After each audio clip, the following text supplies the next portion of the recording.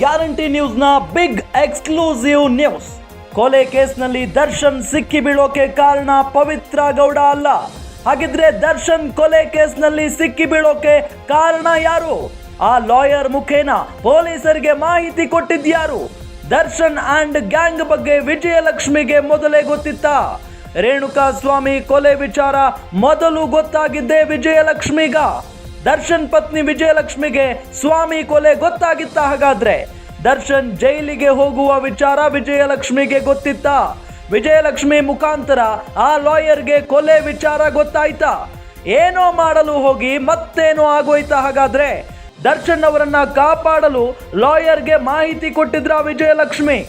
ಆ ಲಾಯರ್ನಿಂದ ಪೊಲೀಸರಿಗೆ ಕೊಲೆ ಮಾಹಿತಿ ಸಿಕ್ತಾ? ಹಾಗಾದ್ರೆ ರಕ್ಷಣೆ ಮಾಡೋಕೆ ಹೋಗಿ ಅರೆಸ್ಟ್ ಆದ್ರ ನಟ ದರ್ಶನ್. ದರ್ಶನ್ ಅರೆಸ್ಟ್ ಆಗೋಕೆ ಪತ್ನಿ ವಿಜಯಲಕ್ಷ್ಮಿನೇ ಕಾರಣ ಆಗ್ಬಿಟ್ರ ಅನ್ನೋದು ಇದೆಲ್ಲ ಗಮನಿಸ್ತಾ ಇದ್ರೆ ಗೊತ್ತಾಗುತ್ತೆ.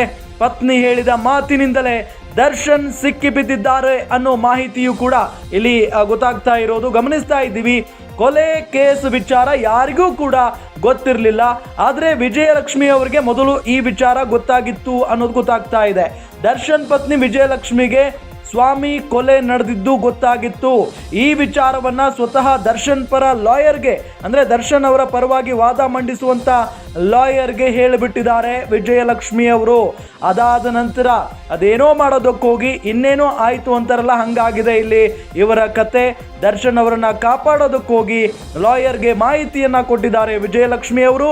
ಆ ಲಾಯರ್ನಿಂದ ಪೊಲೀಸರಿಗೆ ಕೊಲೆಯ ಮಾಹಿತಿ ಹೋಗಿದೆ ಅಂತ ಹೇಳಲಾಗ್ತಾ ಇದೆ.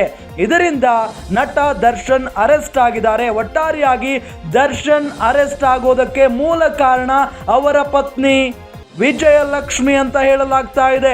ದರ್ಶನ್ ಅರೆಸ್ಟ್ ಆಗೋಕೆ ಪತ್ನಿ ವಿಜಯಲಕ್ಷ್ಮಿ ಅವರೇ ಕಾರಣ ಆಗ್ಬಿಟ್ರು. ಹಾಗಾದ್ರೆ ಪತ್ನಿ ಹೇಳಿದ ಮಾತಿನಿಂದಲೇ ದರ್ಶನ್ ಸಿಕ್ಕಿ ಬಿದ್ದಿದ್ದಾರೆ ಅನ್ನೋದು ಈ ಮುಖೇನ ಸ್ಪಷ್ಟವಾಗಿ ಗೊತ್ತಾಗ್ತಾ ಇದೆ.